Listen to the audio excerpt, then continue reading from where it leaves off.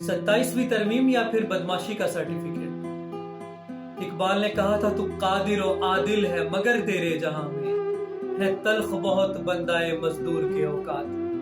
यानी अगर कोई गुर्बत का मारा फाकों का सताया हुआ शख्स अपने बच्चों का पेट पालने के लिए किसी राह चलते अमीरजादे को लूट ले तो अदालत उस पर कानूनी कार्रवाई करेगी, उसे सजा सुनाई जाएगी, उसे जुर्माना होगा।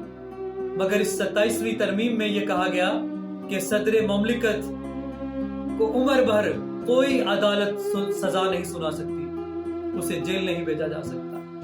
यानी अगर किसी राह चलते अमीरजादे को कोई लूट ले तो उस पर अदालत कानूनी कार्रवाई करेगी, मगर जो पिछले कई सालों से इस मुल्क को लूट रहे हैं, गरीबों का खून चूस रहे हैं, लोगों के बच्चे मरवा रहे हैं, उन्हें अदालत नहीं पूछेगी, उन पर कोई कानूनी कार्रवाई नहीं होगी।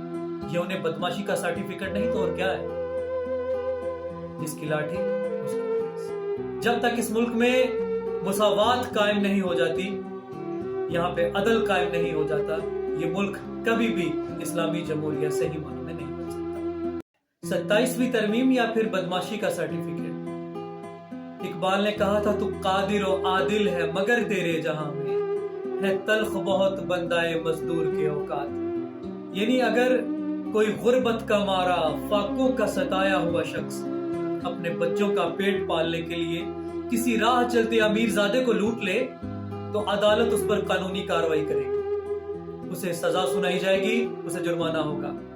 मगर इस 27वीं तरमीम में यह कहा गया कि सदर ममलिकत को उम्र भर कोई अदालत सजा नहीं सुना सकती, उसे जेल नहीं भेजा जा सकता।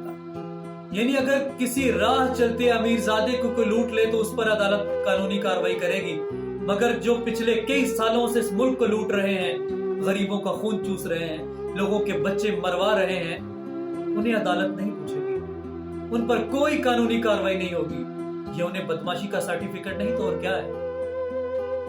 जिसकी लाठी उसकी पुलिस। जब तक इस मुल्क में मुसावात कायम नहीं हो जाती, यहाँ पे अदल कायम नहीं हो जाता, ये मुल्क कभी भी इस्लामी जमहूरियत सही मानों में नहीं